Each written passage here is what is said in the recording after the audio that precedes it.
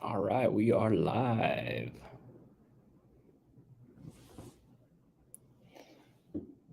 My timer is always really short on these, usually 20, 30 seconds. Let me get going.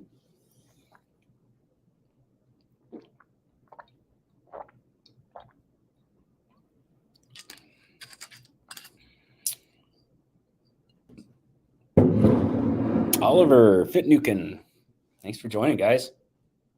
Give a little wave. All right, we got one on Facebook.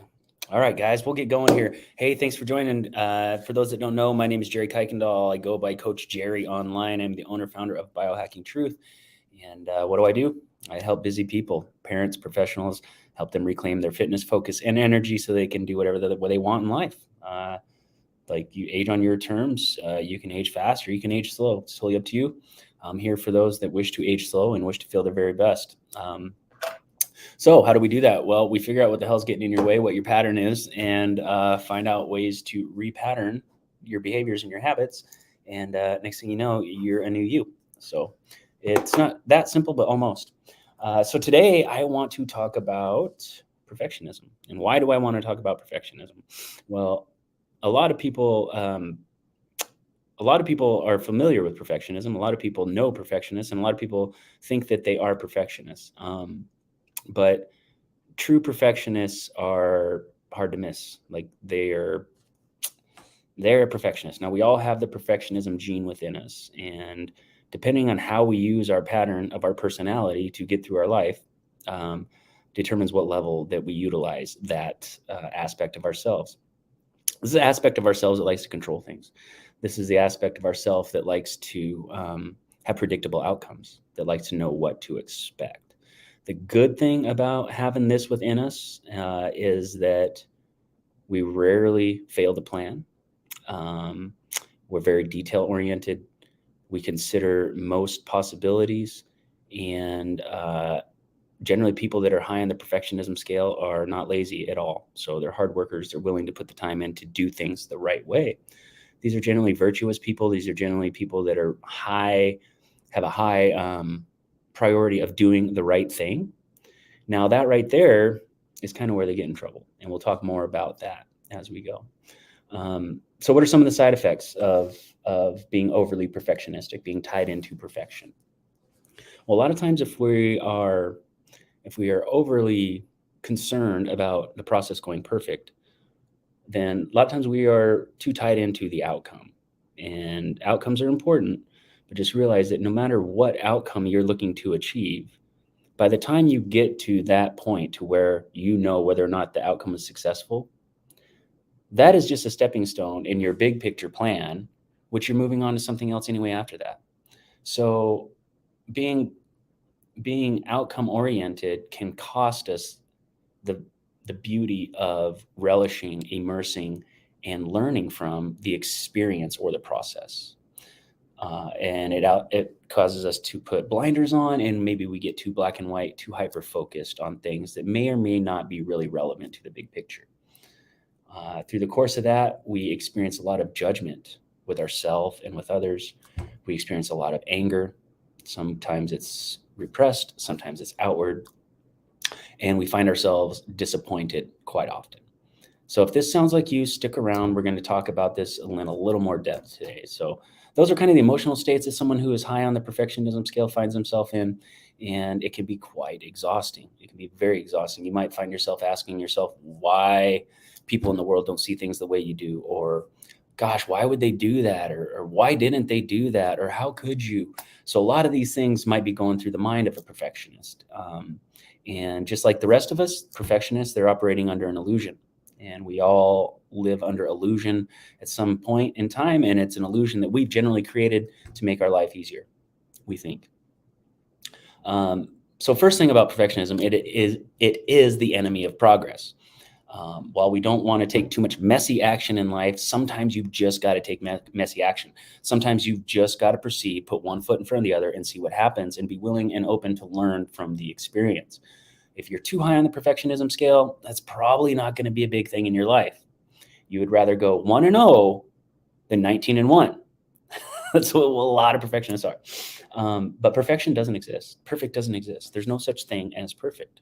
Now, situationally, contextually, yeah, there can be perfection, right? Um, but in the grand scheme of things, perfection is just an illusion. It's just an illusion. It doesn't exist. So perfect for me would be imperfect for a lot of people. My definition of perfect might match someone else's, but again, that'll probably just be situational. If we spend enough time together and participate in enough activities together, enough projects together, we will soon find out how our version of perfect differs from one another. So, right from the start, perfect does not exist. It is subjective.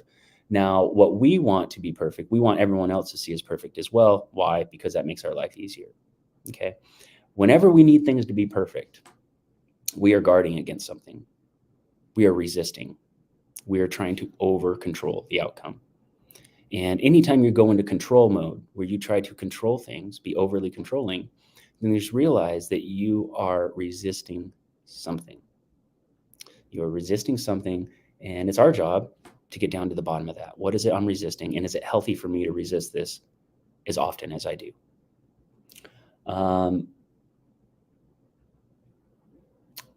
it's hard to be fun to be around if you're overly black and white, if you're overly rigid. And that is, again, because you want everything to be perfect. And we might think that if people just did stuff our way, everybody would be happier, but that's just not the case. That's just not the case. So a lot of times we're just not much fun to be around, right? And we might be disinterested in social engagement, social activity, may or may not, depending on who you are as a person. But we may be like averse to social situations, intimate situations, and if that's the case, maybe we're task oriented and we're busy trying to perfect our latest project or our latest interest in life, whatever the case may be. But uh, it makes our social life a lot more difficult. And I don't care who you are, on some level, you have a need surrounding your social life and your connection. It might be small compared to someone else, but you do have that need. And it's really tough to get that need met if you're not much fun to be around. Um, the inner critic. The inner critic of a perfectionist is loud and it's relentless. And if perfectionism is something that you battle, that you might quite often hear voices to yourself, or you might say this to yourself out loud, you know, things like, you always screw things up, or you just can't do this, or you're not good enough to get this done, whatever the case may be, or are you sure you're going to do that instead? Um, or why are you doing this? Why'd you sign up for this? Why are you participating in this? Whatever the case may be, like you're going to have this tough inner critic. So what it's hard for the one to do is to confront, or I'm sorry, the one. What it's hard for a perfectionist to do is to confront that inner critic, right? They just want to comply with that inner critic's message. Like they really believe that inner critic has the answer. They really believe that that inner critic knows what needs to be done, and that's tied into their sense of right and wrong, right? And that's why nobody's version of perfect is the same as everyone else's, because we all have a different inner critic, and we all have that inner critic. But for a perfectionist, that inner critic is very, very powerful and poignant in their life, occupies a lot of space in their life. So they have a tough inner critic. What you need to do with that inner critic is you need to call it out. And by calling that out, you're calling yourself out. So if your inner critic says something like, you can't just do it that way, you got to ask it why. Hi, Jennifer. Yeah, I'll show some of these comments as they pop up. Jennifer says, I'm so sorry people would feel that way. Yeah, right, right. We all have delusional feelings and thoughts. We all do. And it's just so freeing. It's so freeing when we're able to source those and figure out where they came from and be able to just look this inner critic, right? Not technically in the eye, but go inward. And when you hear that inner critic's voice and it makes you feel that thing, it makes you feel that maybe lapse in energy, maybe a little weak, maybe frozen, angry, judgmental. When you hear that inner critic speak up, you got to ask that inner critic to like prove your work, bro. Like, well, where's your data on that? Why do I have to do it this way? Why does it have to be perfect? And then if I do it this way and I see it as perfect, who else is going to see it as perfect? Or will they care? So these are things you have to have, conversations that, are really helpful to have with yourself, and really just stand up to that inner critic, right? just start to question things, start to question why you do what you do. Because if left unchecked, this obviously can lead to very serious issues like, obsessive compulsive disorder, physical um, physical pathologies in the body, hemorrhoids, constipation, that type of stuff. People that just don't let things go, don't let things go. Um, so what can we do? Right? What can we do about it? Like if we're in this pattern of behavior, um, yeah, put that one up there, Jennifer. Yeah, your body and mind knows exactly what to do. She's absolutely right. And when you get in touch with your pattern and how you are going about life, how you're utilizing the different aspects of yourself to avoid feeling like you're bad or there's something wrong with you or whatever the case may be, like once you realize that, then you can get that communication with your mind and body. For those of you on Instagram, Jennifer on Facebook says your mind and body knows exactly what to do. And that is true. And where we get angry, anxious, what have you, um, is when we're getting conflicting messages. So we'll get messages from our inner critic or our super ego, but our soul might be questioning that message. And if we're not outwardly questioning that, if we're not overtly, explicitly questioning that, then we get confused. We get like this push pull, right? So we might be getting pushed to do things the right way or to do things perfectly, but our soul might be like, I think it's good enough. Let's just wrap this up. We got other things to tend to. We got a mission on this planet. So there's this like internal battle that goes on, and we all face that. But for a perfectionist, it's really, really hard to not listen to that inner critic unless they have a relationship with that inner critic. And to have a relationship with that inner critic, there's got to be a dialogue. There's got to be a back and forth. So there are some things, some considerations. Obviously, this is something that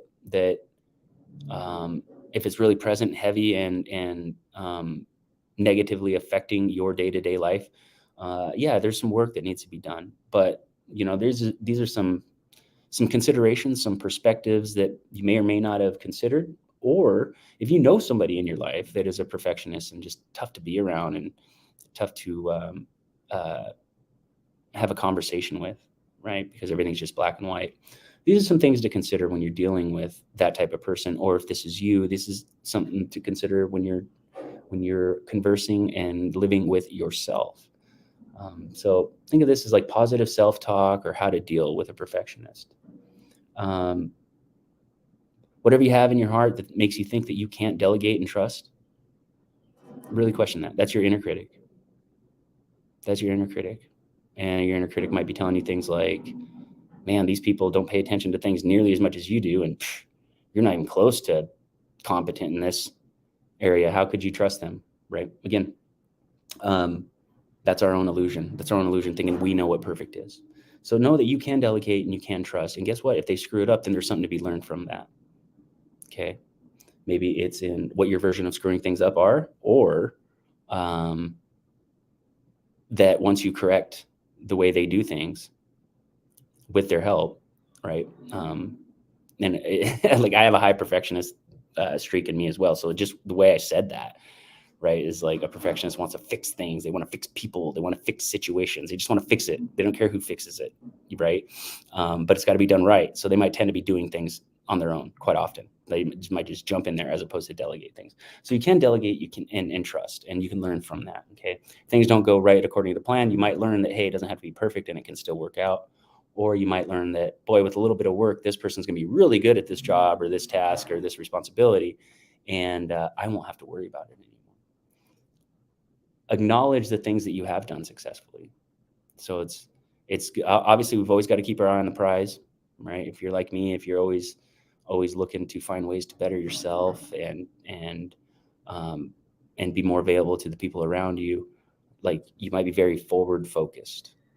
But if you're very forward focused, just realize that sometimes we've got to turn around, quite often actually, not sometimes. We've got to turn that lens around and look at the road behind us, the path behind us, where we've come. Where did we start? Where are we at now? What did it take to get here? Right? Was it perfect? All these things, but this reflection is very important. Give yourself some credit. Realize that fairness and justice are not everybody's top priority. So you might have a high sense of doing the right thing, a high sense of justice, a high sense of being fair. And if people around you don't have the same values as you, they might violate that.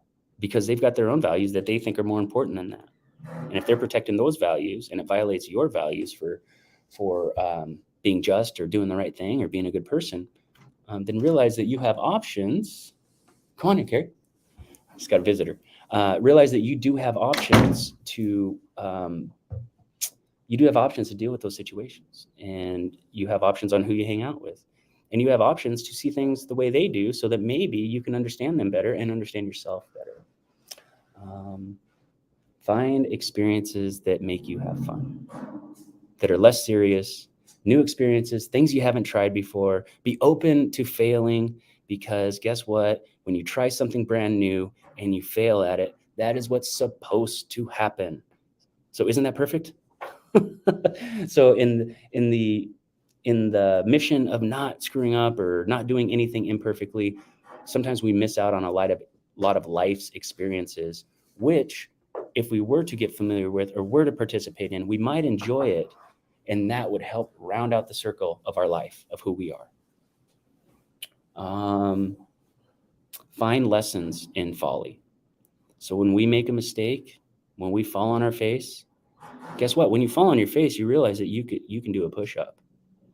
When you fall on your ass, you realize that you can squat from the ground and get back up to the top. We don't realize how strong we are until we are weakened. We don't realize what we're capable of until we are challenged. And we don't realize what we are not capable of doing yet until we try something and we fail. So these are all things that if we were to apply that contextually to anybody's life, if there was such thing as a perfect life, how could a perfect life be absent of new experiences and failing and learning from those failures and growing from what we learned from those failures? See how perfect doesn't exist. So that's all I got for you guys today. And the reason why I chose to talk about it is because I just did a podcast with a wonderful client and friend of mine. Her name is Jen Schmill. I will leave a link in the comments. You can watch that. She is a recovering perfectionist. About 4 months ago, Jen was dealing with a lot of the issues we were talking about, not wanting to participate in some things, conversations, very important conversations that need to be had in her life. Like all these things she was not doing because she was concerned about how it was going to play out, right? And this all comes from her inner critic and her relationship, her compliance with that inner critic.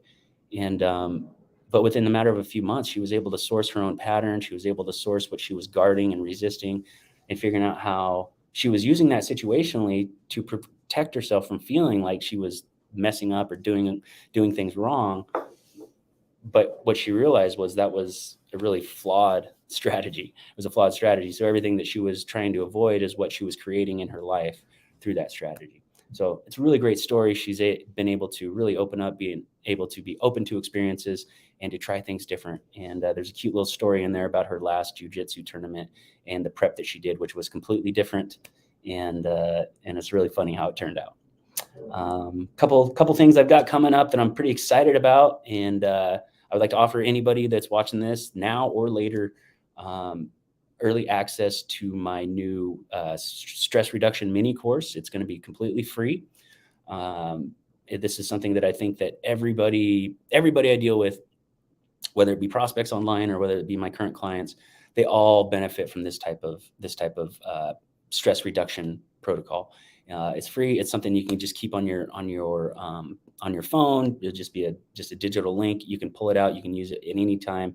There's some exercises in there that you can utilize for stress reduction, for long-term stress reduction, or for short-term stress reduction. Like we're talking about like actual fixes and Band-Aids.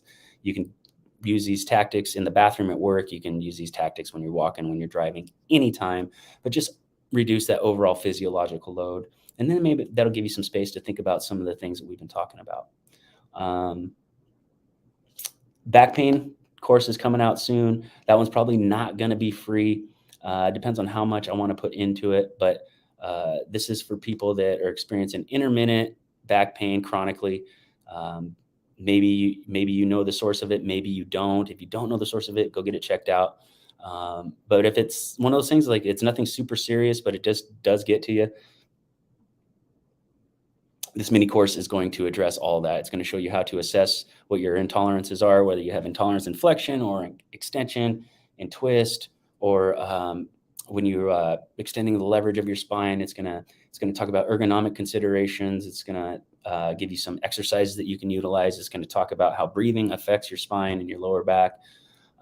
So yeah, it's really designed again to be a pocket guide that you can pull out at any time. Like if you're experiencing back pain, you just pull it out, boom, you click on the link, and it's going to show you a couple of relief positions that you can get in any place. If you're in the office, you can close the door, do it on the floor. You can do it in the park, you can do it at home, you can do it wherever. So all this is about forming a relationship with ourselves, and that's really all this is. And I found time and time again, once people are able to form that relationship with themselves, be able to source their patterns in life, once they're able to do that, then they can actually find strategies to reshape that pattern.